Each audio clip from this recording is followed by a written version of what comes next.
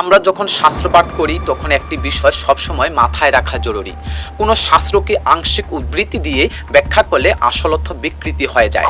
আজকাল দেখা যায় কিছু মানুষ শ্রীকৃষ্ণ ও শ্রী রাধা সম্পর্কে কাল্পনিক প্রমাণ করতে ইচ্ছাকৃতভাবে আংশিক শ্লোক ব্যবহার করেন, তাও বিকৃতিভাবে, আসল অর্থ গোপন রেখে।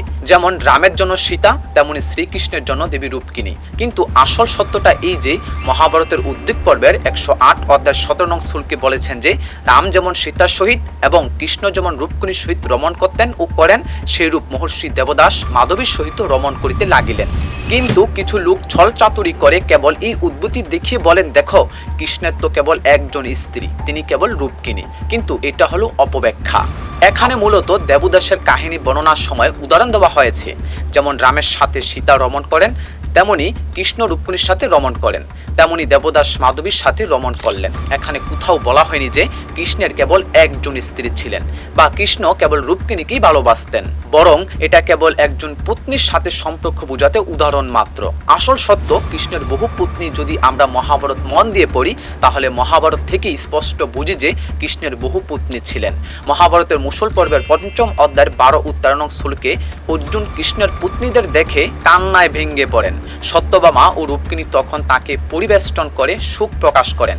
এখানেও কৃষ্ণের 2টি স্ত্রীর কথা পাই। আবার মহাভারত অনুশাসন পর্বের 14 অধ্যায় 7 নং শ্লোকে দেবী উমা বললেন, হে কৃষ্ণ, তোমার ষোড়শ সহস্র পত্নী থাকবে, তবু তোমার শক্তি কখনো ক্ষীণ হবে না। সুতরাং মহাভারতেই প্রমাণিত যে কৃষ্ণের বহু পত্নী ছিলেন।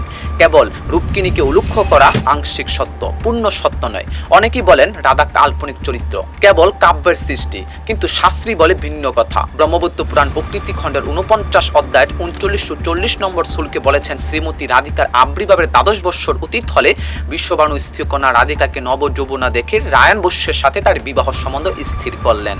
সম্বন্ধ স্থির হলে শ্রীমতী স্থির দেহে ছায়া মাত্র সংস্থাপন করে, অর্থাৎ তিনি ছায়া রাধা প্রকট করে স্বয়ং অন্তর্হিতা হলেন। অতঃপর সেই ছায়ারূপিণী রাধিকার সাথেই রায়ণের বিবাহ হলো। এই থেকে স্পষ্ট আসল রাধা মানবীয় বিবাহে আবদ্ধ ছিলেন না, কেননা তিনি দিব্য শক্তি রূপে কৃষ্ণের সঙ্গিনী। গর্গ সংহিতার গোলকখণ্ডের ষোড়শ অধ্যায় 30 থেকে 34 নং শ্লোকে নারদ বলিলেন, তখন ব্রহ্মা অথিত হইয়া উপবিষ্ট রাধাকৃষ্ণের সম্মুখে কুণ্ড মধ্যে যথাবিধি অগ্নি প্রজ্বলন করলেন এবং বৈদিক বিধি অনুসারে প্রাণী গ্রহণ ক্রিয়া সম্পাদন করে উপবিষ্ট হইলেন। বেদ বিধিজ্ঞ ব্রহ্মা রাধাকৃষ্ণের 7 বার অগ্নি প্রদক্ষিণ ও তাহাদিকে দ্বারা প্রণাম করিলেন এবং তারপর 7 মন্ত্র পাঠ করে বিবাহ বিধি সম্পূর্ণ করলেন। অর্থাৎ শাস্ত্র নিজেই প্রমাণ করে রাধা কেবল প্রেমিকা নন, বৈদিকভাবে কৃষ্ণের পত্নী। তাহলে পরিষ্কার শিক্ষা হলো, আংশিক শাস্ত্র ধরে বিচার করলে বিভ্রান্ত হবে। পূর্ণ শাস্ত্র জানলে আসল সত্য বোঝা যায়। কেউ যদি কেবল কৃষ্ণ রূপকিনীর সাথে রমণ করতেন এই শ্লোক দেখায়, তবে বুঝতে হবে তিনি আংশিক সত্যকে পুরো সত্য বলে প্রমাণ করার চেষ্টা করছেন। কিন্তু মহাভারত প্রমাণ করে কৃষ্ণের ষোড়শ সহস্র পত্নী ছিলেন। নম সনাতন।